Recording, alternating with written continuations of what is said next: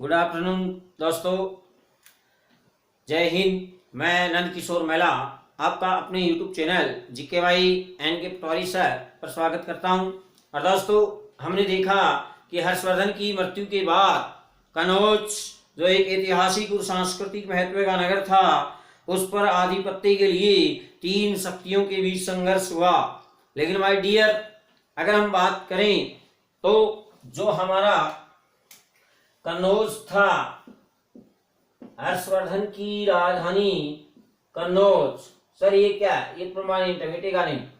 देखिए दोस्तों, अगर हम बात करें तो कन्नौज जो ऐतिहासिक और सांस्कृतिक महत्व का नगर था, इसकी अगर हम बात करें तो ये हमारे उत्तर प्रदेश में है, ये हमें पता है।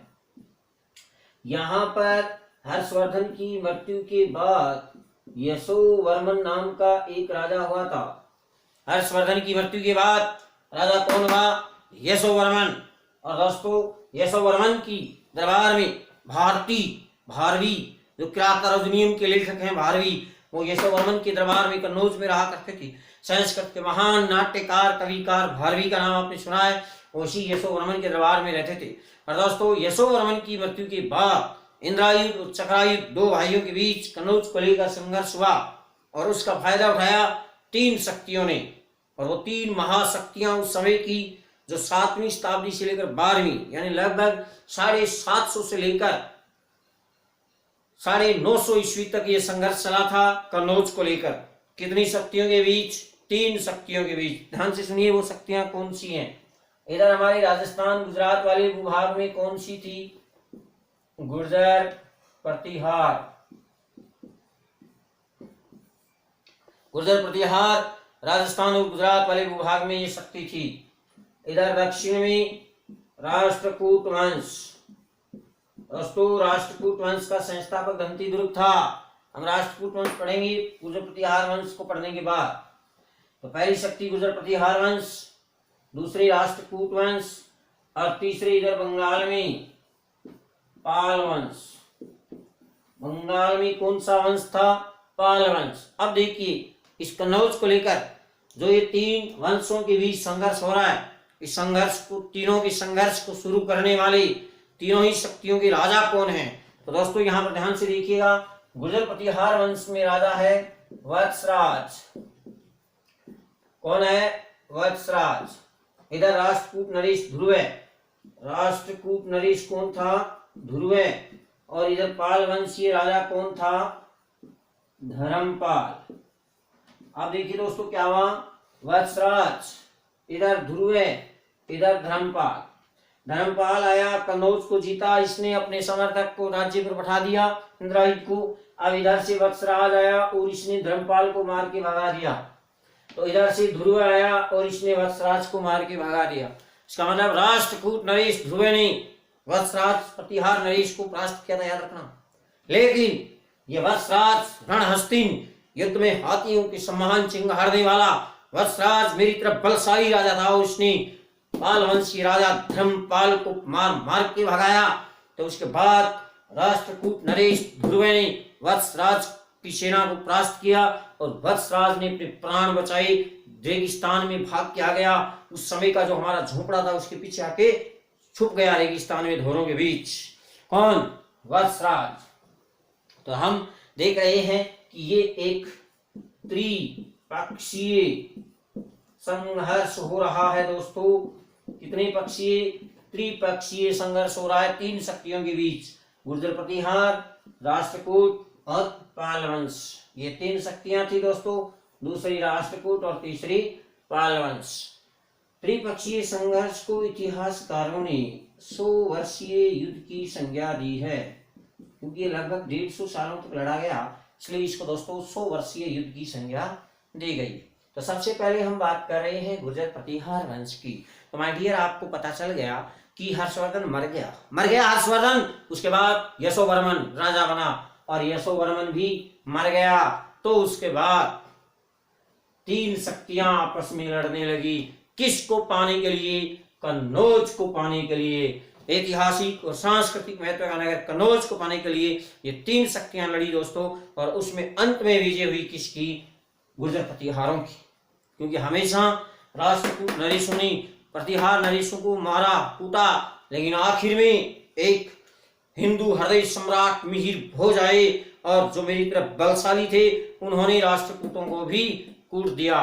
तो इस तरह से हम सबसे पहले ले रहे हैं इन 3 शक्तियों के बीच जो संघर्ष हो रहा है, इसमें गुर्जर प्रतिहार वंश को पहले हमारी कौन सी जाति आ रही है? गुर्जर प्रतिहार वंश।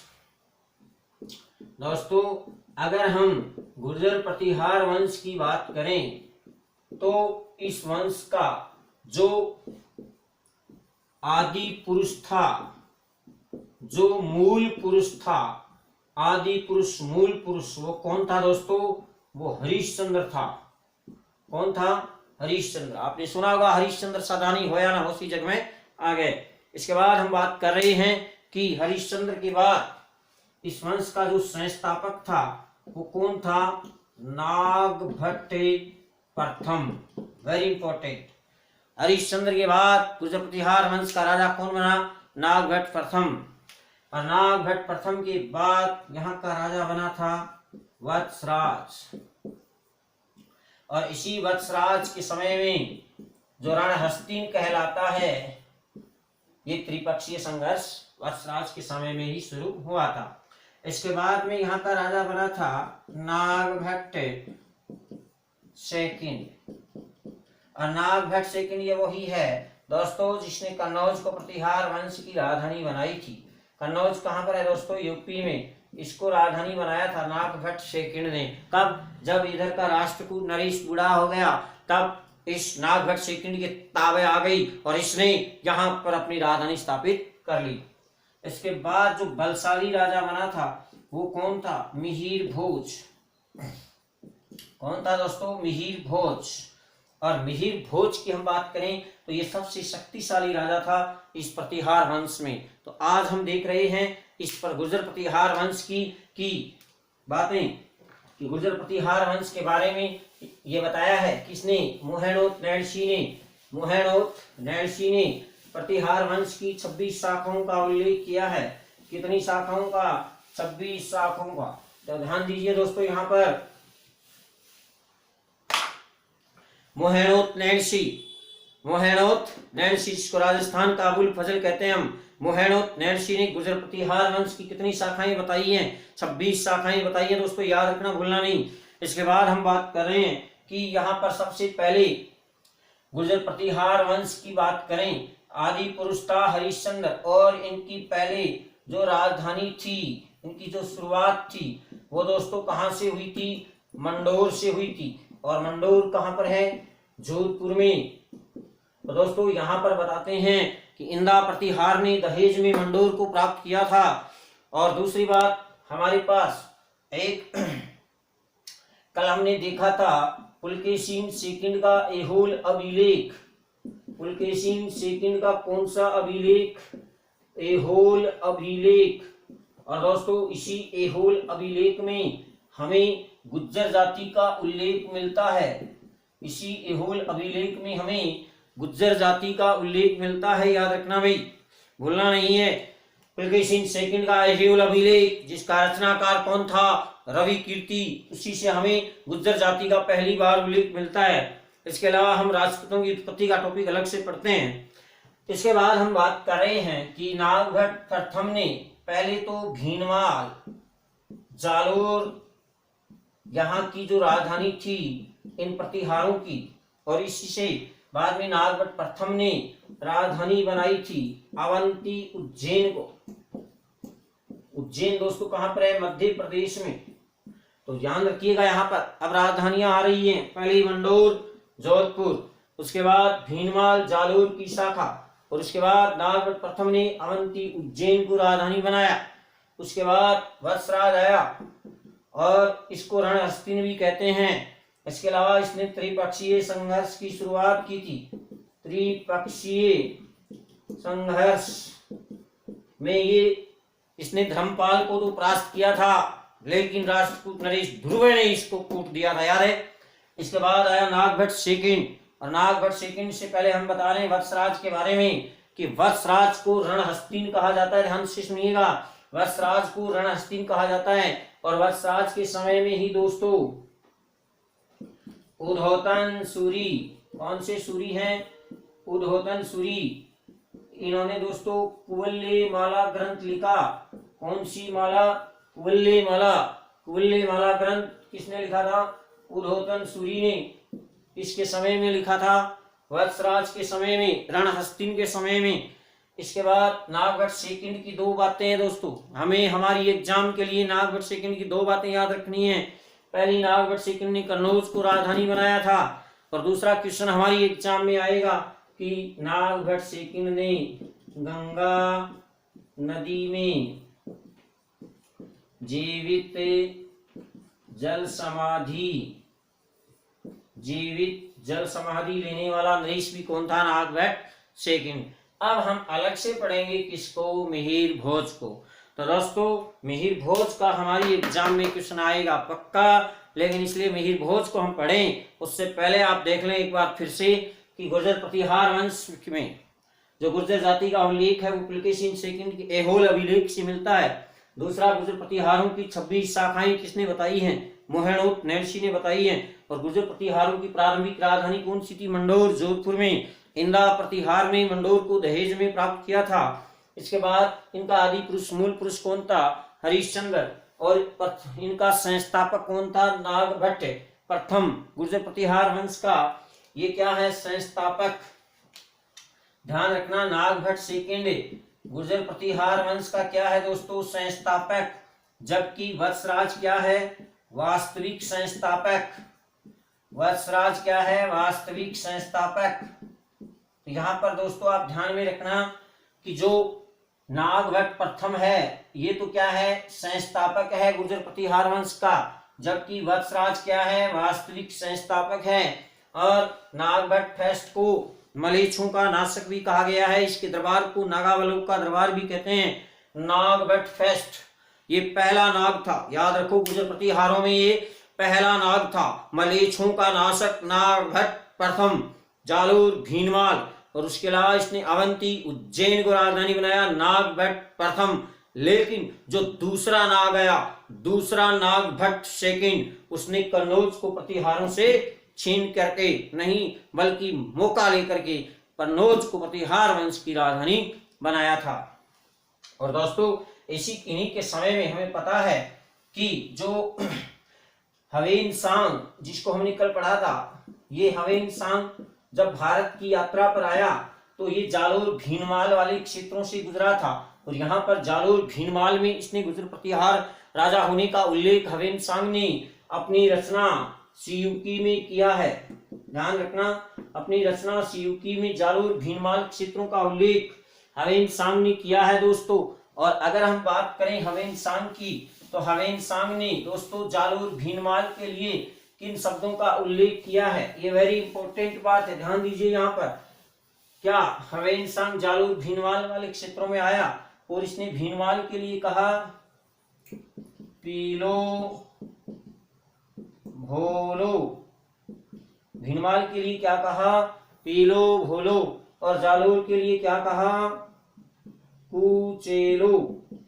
तो याद रखना दोस्तों, जालोर के लिए हवेन-सांग क्या कह रहा है? कुचेलो। और भीनमाल के लिए क्या कह रहा है? पीलो भोलो। तो ये था हवेन-सांग जो माय डियर जालोर भीनमाल के क्षेत्रों से गुजरा था। इसके बाद हम जो शक्तिशाली राजा है उसकी बात करेंगे। और उसकी अगर हम बात करें तो वो राजा कौन था? वो राजा था मिहिर भोज। अब आ रहा है वेरी इंपॉर्टेंट राजा मिहिर भोज। दोस्तों मिहिर भोज की हम बात करें तो मिहिर भोज राजा बना था 836 ईस्वी में और 885 ईस्वी तक राजा रहा था। ध्यान दीजिए, यहाँ पर मिहिर भोज की अगर हम बात करें तो ये मिहिर भोज राजा बना था 836 ईस्वी से 885 ईस्वी तक। मिहिर भोज की उपाधियां क्या क्या है दोस्तों? उपाधियां देखिएगा यहाँ पर इसकी जो मिहिर भोज की जो उपाधियां हैं वो अलग अलग अभिलेखों में अलग अलग मिलती हैं, इसके अभिलेख हैं उन्हीं में मिलती हैं। तो देखिएगा सबसे पहले उपाधियां, पहली है आदि वराह। आदि वराह दोस्तों, ये इसकी उपाधि आदि वराह किस अभिलेख में मिली है? तो ये मिली है ग्वालियर अभिलेख में। ग्वालियर अभिलेख में, ध्यान से देखना भाई, यहां पर कौन सा अभिलेख है? ग्वालियर अभिलेख में इसकी कौन सी उपाधि मिल रही है? आदि वराह की उपाधि मिल रही है। दूसरी दौलतपुर अभिलेख में इसको कौन सी उपाधि दी गई है?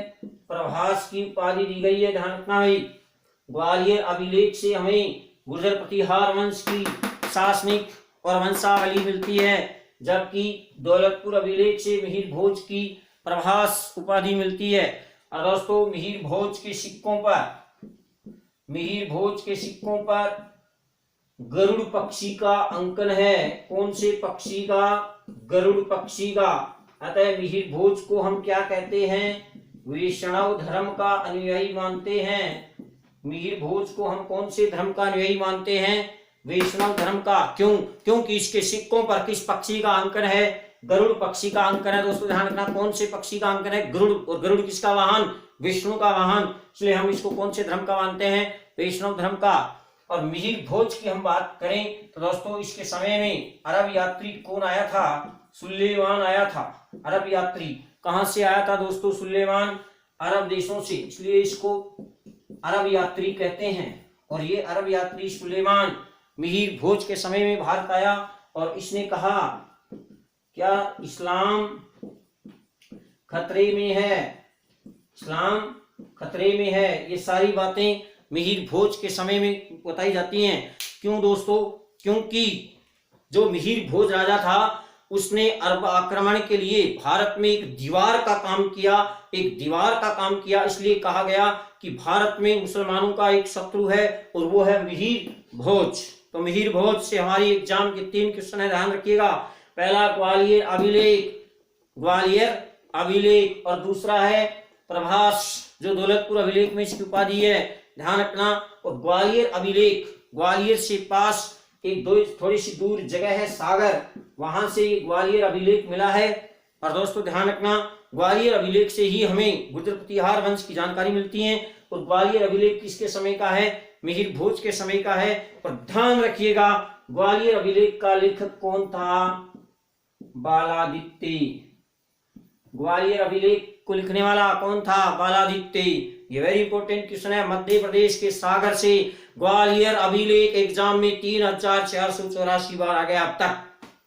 मिहिर भोज का अभिलेख, ग्वालियर अभिलेख जिसका रचनाकार बालादित्य। और ग्वालियर अभिलेख का संबंध किससे है? गुर्जर प्रतिहार वंश से। गुर्जर प्रतिहार वंश की वंशावली की जानकारी हमें कहां से मिलती है? ग्वालियर अभिलेख से। और ग्वालियर अभिलेख में ही मिहिर भोज को क्या कहा गया है? आदिवरा। जबकि दौलतपुर अभिलेख में मिहिर भोज को क्या कहा गया है? प्रभास। ये वेरी इंपॉर्टेंट क्वेश्चन है दोस्तों, ध्यान रखना। आगे हम अगली क्लास में गुर्जर प्रतिहार वंश की समाप्ति करेंगे जब महमूद गजनवी भारत पर आक्रमण करेगा। धन्यवाद।